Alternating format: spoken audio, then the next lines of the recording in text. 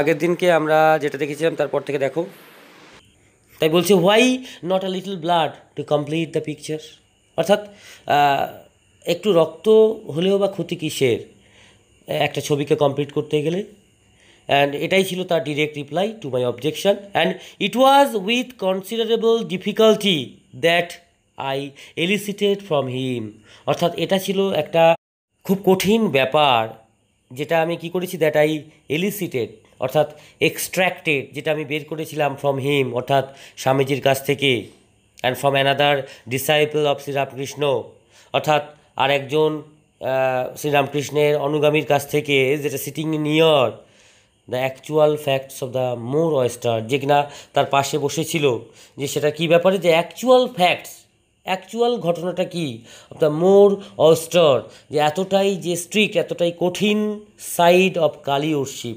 অর্থাৎ কালী পুজোর যে একটা অয়েস্টার সাইড আছে, একটা স্ট্রিক্ট সাইড আছে সেটার ব্যাপারে, দ্যাট সাইড সেই দিকটা which has transcended the sacrifice of others, অর্থাৎ যে সাইডে অর্থাৎ যে দিকটাতে জীবন উৎসর্গের কথা একটা ব্যাপারটা বলা হয়েছে। হি টোল্ড মি, তিনি আমাকে বলেছিলেন, however that he had never tolerated অর্থাৎ তিনি কখনোই এটা সহ্য করেননি, দ্য ব্লাড অফারিং, সেই যে রক্তদান, রক্ত উৎসর্গ করা, কমনলি মে টু দ্য, যেগুলো অ্যাকচুয়াল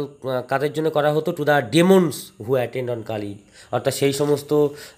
শয়তানদের জন্য, দানবদের জন্য যারা মা কালীর পাশে থাকে।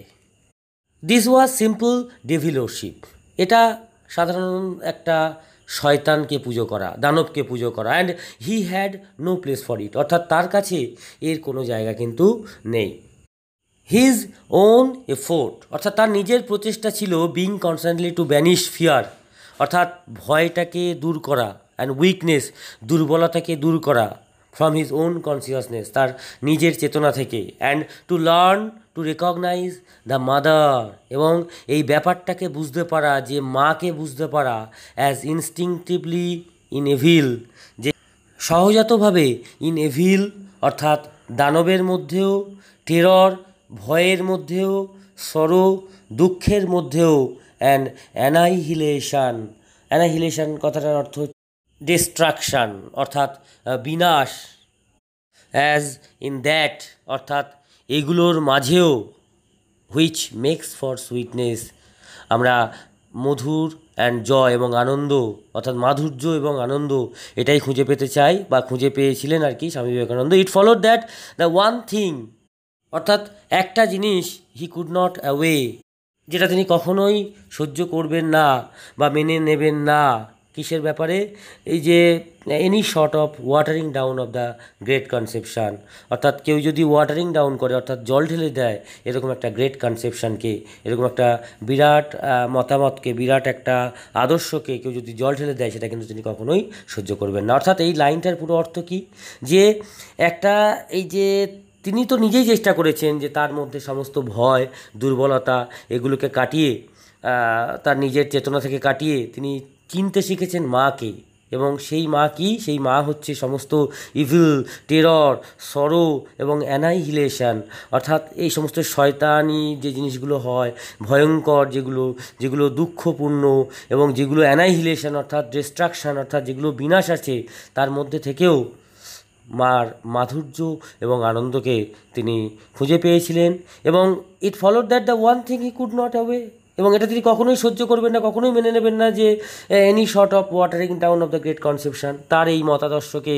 যদি কেউ জল ঢেলে দেয় সেটা কিন্তু তিনি কখনোই সহ্য করবেন না। তারপর দেখো ডবল কোটেশনের মধ্যে দেওয়া আছে, ফুলস বোকার দল, হি এক্সক্লেমড ওয়ান্স, একবার তিনি বলে ফেলেছিলেন, অ্যাজ হি ডিভেলড ইন কোয়াইট টক, যখন তিনি শান্তভাবে কথা বলছিলেন, on the worship of the terrible, এই ভয়ঙ্করের পুজো নিয়ে, ভয়ঙ্করের পূজারী নিয়ে তিনি বলেছিলেন, কি বলেছিলেন না, becoming one with the terrible, অর্থাৎ ভয়ঙ্করের সঙ্গে একাকার হয়ে যেতে হবে। ফুলস বোকাদের দল, they put a garland of the flowers round thy neck, অর্থাৎ ওরা কি করে, বোকারা কি করে, তারা হচ্ছে একটা গার্ল্যান্ড পরিয়ে দেয়, ফ্লাওয়ার্স রাউন্ড দাই নেক, অর্থাৎ তোমার গলার চারপাশে তারা ফুলের মালা পরিয়ে দেয়। ফুলের মালার থেকে আমরা যেটা দেখেছি যে নরমুণ্ডের যে মালা কালী ঠাকুরের গলায় থাকে, সেখানেও আমরা যদি সেই কনসেপ্টে ধরি সেটাও বলা যেতে পারে যে তার দায় মানে হচ্ছে অর্থাৎ তোমার গলার চারপাশে তারা মালা পরিয়ে দেয় and then start back in terror, তারপরে আবার পেছনে সরে আসে ভয়ে and call thee the merciful, আবার তোমাকে বলে দি মানে ইউ, তোমাকে বলে কি না দ্য মার্সিফুল, হে দয়াময়ী। অ্যান্ড অ্যাজ হি স্পোক, এবং তারপরে তিনি কি বলতেন, the underlying egoism of worship, অর্থাৎ অন্তর্নিহিত, আন্ডারলাইং মানে অন্তর্নিহিত একটা ইগোইজম, অহংবোধ অপরশিব সেই পুজোগুলোর মধ্যে প্রকাশ পায়, দ্যাট ইজ ডিভোটেড, যে পুজোগুলো কাদেরকে করা হয়, to the kind god. Kind god অর্থাৎ সেই দয়াময় ঈশ্বরের কথা বলা হচ্ছে। প্রভিডেন্স অর্থাৎ টু প্রভিডেন্স, যারা আমাদেরকে পালন করেন, যারা আমাদের ভাগ্যের স্রষ্টা। দ্য কনসোলিং ডিভাইনিটি অর্থাৎ সম্পূর্ণ সান্ত্বনা যেখান থেকে আমরা পাই। Without a heart for God, কিন্তু আমাদের সেই সমস্ত দেবতাদের প্রতি কোনো হার্ট থাকে না, কোনো মনোযোগ থাকে না, পুজো অর্চনা করতে ইচ্ছা করে না। ইন দ্য আর্থকুইক, ভূমিকম্পের জন্য যে দেবতাদেরকে ইউজ করা হয়, or god in the volcano, অথবা ভলক্যানো অর্থাৎ আগ্নেয়গিরির যে দেবতা, তাদেরকেও কিন্তু এইভাবে পুজো করা হয় না। ওভারওয়েলম দ্য লিসেনার, এই কথাগুলোই কিন্তু যারা শ্রোতা ছিল, লিসেনার, তাদেরকে ওভারওয়েলম করেছিল, অর্থাৎ মুগ্ধ করেছিল। ওয়ান স দ্যাট, অর্থাৎ যে কেউ এটা বুঝতে পারবে, দেখতে পারবে যে সাচ ওর শিব, এই ধরনের পুজোগুলো ওয়াজ অ্যাট বটম, অর্থাৎ যেগুলো আমরা একেবারে শুরু থেকে আমরা পেয়েছি, অ্যাজ দ্য হিন্দু কলস ইট, হিন্দুরা যেটাকে বলে থাকে মেয়ারলি শুধুমাত্র শপকিপিং, অর্থাৎ দোকানদারি পুজো। And one realised the infinitely greater boldness, এবং একজন অবশ্যই বুঝতে পারবে দ্য ইনফাইনাইটলি গ্রেটার বোল্ডনেস, যেটা হচ্ছে অসীম একটা সাহসিকতা অ্যান্ড ট্রুথ এবং সত্যি of the teaching that god manifest, যে শিক্ষাটা সেটা আমরা পাবো অবশ্যই, যেটা কি গড ম্যানিফেস্ট অর্থাৎ ভগবান প্রকাশ হয় through evil as well as through good, অর্থাৎ ইভিলের মধ্যেও যেমন, অর্থাৎ খারাপের মধ্যেও যেমন, অমঙ্গলের মধ্যেও যেমন, তেমনি থ্রু গুড অর্থাৎ মঙ্গলের মধ্যেও তেমন। তারপরে দেখো কী লেখা আছে, ওয়ান স দ্যাট, অর্থাৎ একজন ভালো করে লক্ষ্য করতে পারে যে the true attitude for the mind and will, অর্থাৎ ট্রু অ্যাটিটিউড, সত্যিকারের যে আচরণ